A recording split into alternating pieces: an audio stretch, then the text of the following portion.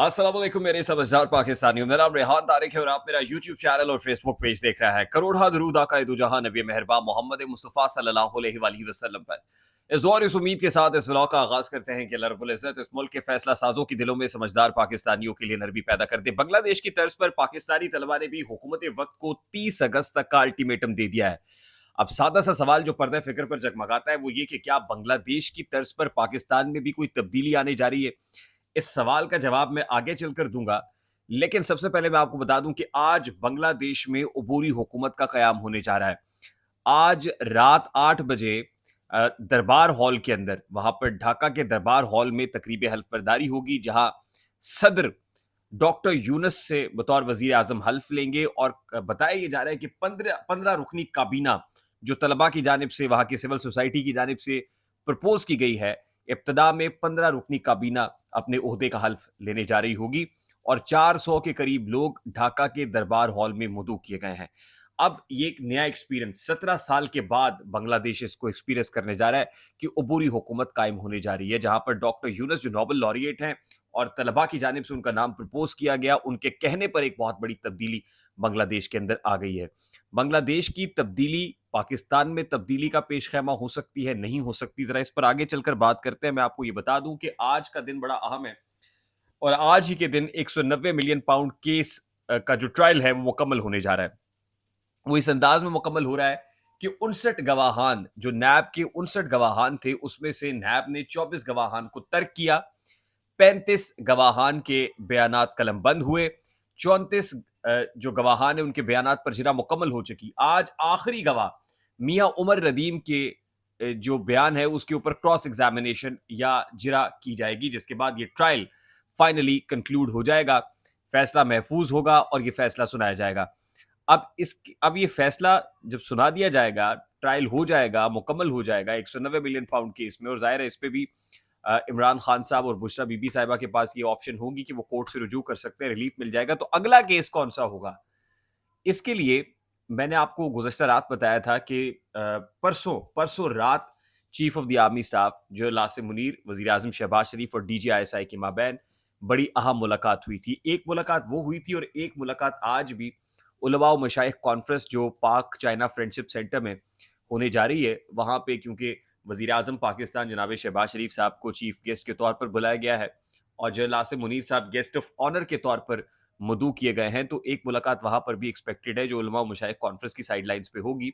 लेकिन ज़राए ये बता रहे हैं कि पर्टिकुलरली जो सिविलियंस के मिलिट्री कोर्ट में ट्रायल का मामला है, क्योंकि अभी तक उस पर इल्तवा सुप्रीम कोर्ट ऑफ पाकिस्तान की जानिब से है, कोई फैसला नहीं हुआ है, इल्तवा में है मामला, तो फौरी तौर पर उसको पार्लियामान के थ्रू ये जो एक्शन लिया जा रहा है सुप्रीम कोर्ट के अगेंस्ट, तो उसमें फौरी तौर पर जो सिविलियंस के मिलिट्री कोर्ट में ट्रायल का रास्ता है वो खोला जाएगा और मंजूरी ली जाएगी कि इमरान खान का ट्रायल मिलिट्री कोर्ट में किया जाए और उनको मिलिट्री कस्टडी में दिया जाए। यानी इस्टेब्लिशमेंट और हुकूमत की जानिब से strategy is very much clear about it कि सुप्रीम कोर्ट ऑफ पाकिस्तान से रास्ता लेकर अल्टीमेटली अगला जो केस है वो तैयार किया जाए, क्योंकि दरियसना जो है मामलात कोई मुज़ाकरात में पेशरफ नहीं हो सकी, मुज़ाकरात जो है वो को ब्रेक थ्रू नहीं लेके आ सके। और इमरान खान साहब की जो दो कंडीशंस हैं इन पर्टिकुलर, एक कंडीशन उनकी ये है कि जो फौज है, इस्टेब्लिशमेंट है, वो माफी मांगे, और दूसरी कंडीशन ये है कि री election, fresh and fair and free elections हो मुल्क में, तब ही मामलात बेहतर हो पाएंगे।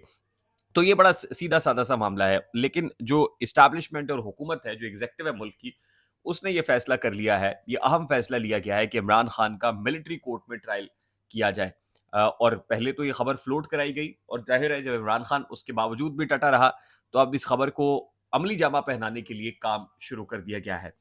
अच्छा, अब जहां तक बात है बांग्लादेश जैसे हालात पाकिस्तान में बन सकते हैं या नहीं बन सकते, तो उसके लिए ये जानना जरूरी है कि बांग्लादेश में वो कहते हैं ना, जो लाखों दीप बुझे हैं तो ये चिराग जला। अब वहां पे 300 से ज्यादा लोगों ने खून का नजराना पेश किया है और अब भी मेरे सामने उस लड़के की वीडियो आती है जिस लड़के को एक गोली लगती है, नीचे गिरता है, दूसरी गोली लगती है, फिर खड़ा हो जाता है और कहता है कि तीसरी गोली भी चलाओ, और वो अपना खून दे के बांग्लादेश में तब्दीली की बुनियाद रख जाता है। वो कहते हैं ना, हमारा खून भी शामिल है तज़ीन गुलिस्तान में, हमें भी याद कर लेना चमन में जब बाहर आए। तो चमन में अगर बाहर आएगी तो वो जो खून दिया गया है मट्टी में, वो खून खुशबू बनकर महकेगा।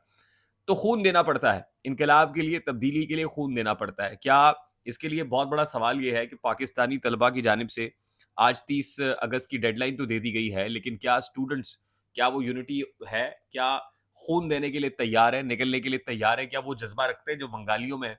और अगर हिस्ट्री में जाया जाए बांग्लादेश की, तो ऑल इंडिया मुस्लिम लीग की जो करारदाद 1940 की करारदाद पाकिस्तान है, पाकिस्तान में तो 1940 में मंजूर हुई, लेकिन ऑल इंडिया मुस्लिम लीग को मकबूलियत तो 1937 में बांग्लादेश में मिल चुकी थी। और बांग्लादेश से जो तहरीक थी, तहरीक आज़ादी पाकिस्तान, उसने जोर बांग्लादेश से पकड़ा था। वहां पर शेख मुजीबुर रहमान जो भी था, उसके बाद जो जैसे तैसे मुक्ति बाहिनी के अंदर शामिल हुआ, लेकिन उस वक्त मोहतरमा फातिमा जना का साथ दिया गया। जो तहरीक, जिसकी इब्तिदा, जिसकी जड़ बांग्लादेश में थी, वहां से पनपी, वहां से फली फूली, हत्ता के बंदे मातरम के तराने के ऊपर बहुत बड़ा एहतजाज किया गया। तो अल्टीमेटली तो बुनियाद वहां थी, मोबिलाइजेशन वहां पर थी, जद्दोजहद वहां पर थी, कोशिश वहां पे थी, तहरीक वहां पे थी। तो उनकी हिस्ट्री ये बताती है। और फिर शेख हसीना वाजिद के साथ जो कुछ हुआ है, वो अ, वही श्रीलंका के सदर राजापक्से के साथ भी हुआ। जो अपनी फैमिली समेत रफू चक्कर हो गया, फरार हो गया। और बांग्लादेश के अंदर जो कुछ हुआ है, बंगला बुद्धू बंधु जो बाबा कौम है शेख मुजीबुर रहमान, उसका मुजस्मा पहले भी तोड़ा गया है। बांग्लादेश के कौमी तराने को तब्दील करने की कोशिश पहले भी हुई है। बांग्लादेश के कौमी परचम को तब्दील करने की कोशिशें पहले भी हो चुकी हैं।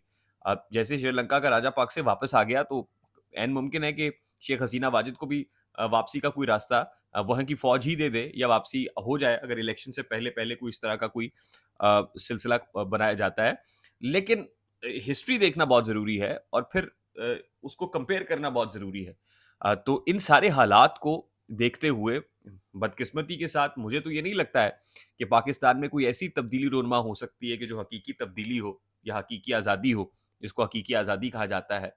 बहरकैफ उसके लिए बहुत जानें देना पड़ती हैं, खून देना पड़ता है, खून का नज़राना पेश करना पड़ता है, जज़्बा पैदा करना पड़ता है। उस जज़्बे के लिए वो कहते हैं, जहाँ जज़्बा नहीं होता वहाँ तहरीक जन्म नहीं लेती। तो तहरीकें जज्बात से जन्म लिया करती हैं। अगर जज्बे जवान होंगे, दिलेर होंगे, बहादुर होंगे, अज़्म मुसम्मम होगा, तो ऐसी तब्दीली आएगी। अदरवाइज़ ऐसी तब्दीली नदारत है।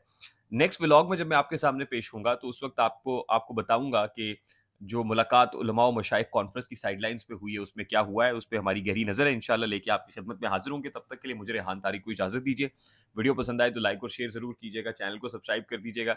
और फिर जाते-जाते रिक्वेस्ट ये है कि हमारा जो दूसरा चैनल है रेहान तारिक शो आरटीएस, वो इस मेन पेज के ऊपर मौजूद है, उस पर ज़रूर जाइएगा, अपनी मोहब्बत का इज़हार कर दीजिएगा। और इज़हार का यही तरीका है कि उसको सब्सक्राइब कर लें और बेल आइकन प्रेस कर दीजिए। अपना बहुत सारा ख्याल रखिएगा।